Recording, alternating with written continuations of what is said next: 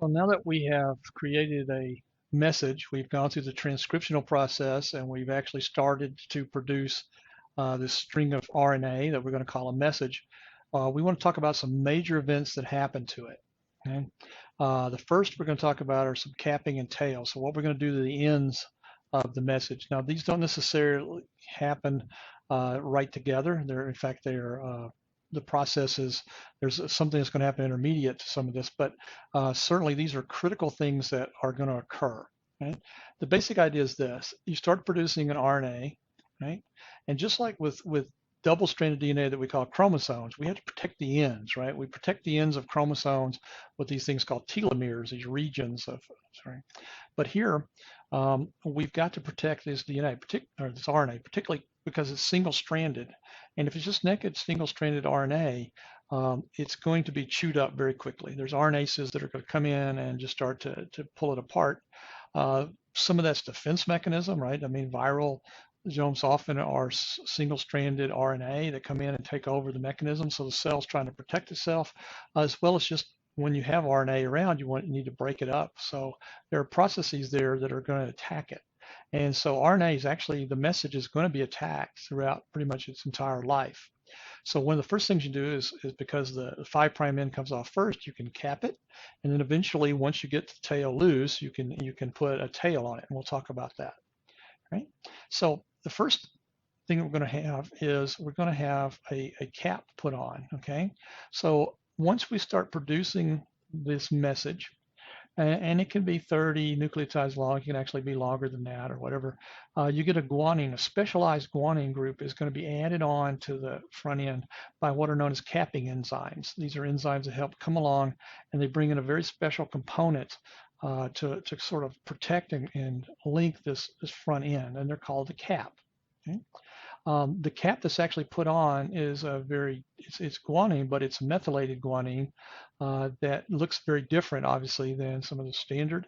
And so what you're going to do is you're going to link in, you're going to add these methyl groups in, and then you're going to have this triphosphated link between 5', 5'. So that's a very odd link. Now, what that tends to do is it tends to link this back around and kind of make a hook almost. You can think of it as, okay, here's my normal piece of end of my message and my 5' end.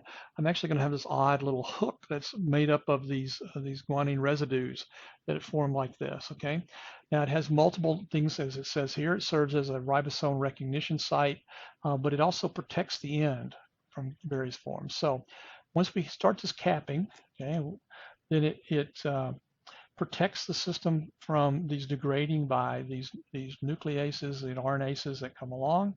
Okay, and it also, it turns out, as I said, will be very important when we get to the translational process, because it's sort of, you can think of it as a fishing hook or something. It acts as an initiator area that can grab a hold and help formation of the ribosome itself. Now, it generally occurs co-transcriptionally, meaning that the process of transcription is still going on. Particularly if it's a long gene and a long region that you're reading here, it'll occur. Go ahead and cover this end. Or at the very least, if it's a fairly short gene, it'll actually occur before the actual process of termination occurs. So even though you may have stopped the transcription before there's a release, you still get a cap. So caps are the first thing that happens, is very early on, and it's part of the process of protecting this growing end. Okay. Now, the second thing that's going to occur, it's not necessarily the second thing in activity, but as far as this lecture, the second thing that's going to happen is we got to protect this 3' end, right? So the message is here.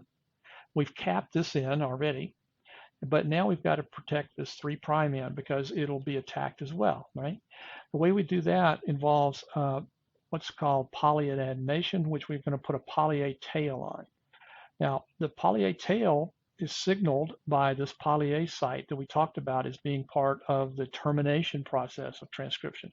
So it reads this poly-A site and moves on past there quite a ways, and then there's actually a cleavage. And we talked about the fact that RNA, when the release factors come in, they don't just kind of release the full strain of RNA, they actually cleave part of it. Now, other parts of it will be pulled away and broken apart, but there's actual physical cleavage there.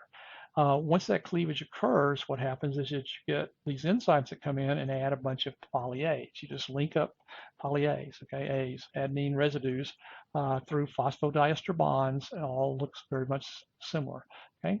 So you have this 3' poly A tail. So there's a cleavage event that goes on, and then there's poly-A polymerase, which comes along, a specialized polymerase that really only recognizes ATPs, adds those A's until you get a poly-A tail, right? It's done by having this highly conserved poly-A region that's recognized here. I told you that it's found in most of our eukaryotic cells. And this poly-A polymerase simply adds these bases on after it cleaves it. It goes down anywhere from 20 to 50 bases down and starts to add on, right? The number of polyAs varies. It can be a few, it can be 20 or 30. It can be up into many hundreds. What that poly-A tail is going to do, the length of that determines how long that message is going to persist once it gets into actually into the cytoplasm. If the message is going to be used quickly and only maybe once, then you just put a few polyAs on there. As soon as polyAs are used up, the message is degraded. If the message has to stay around a long time, and sometimes you want messages there for a long time because you want to quickly be able to make protein without having to go through the whole process of transcribing, maturing, and all of that, right? So you want to have those messages out there and available. And if you have that, then you have very long poly-A tails. We mentioned before that part of oogenesis, production of eggs, is that there are messages put down that signal and start the whole process once you have fertilization to start the whole process of going through and going through mitotic division and that.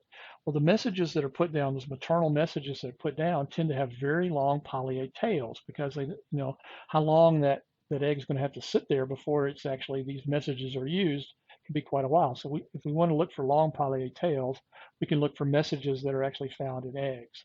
Other messages have very short poly-A tails because they're only used once, they're used quickly, and we just process through them and use them up. Okay. Now, what does the poly-A tail do? Well, it obviously enhances stability, just like the cap does. The poly-A tail makes it stable. Right? It's also a signal that that message is ready and about to be capable of being moved out of the nucleus into the cytoplasm where it can function. Okay? So it protects it. It's part of a signaling process to say, yes, this message needs to be transported out of the nucleus and out to where it can be used into the cytoplasm.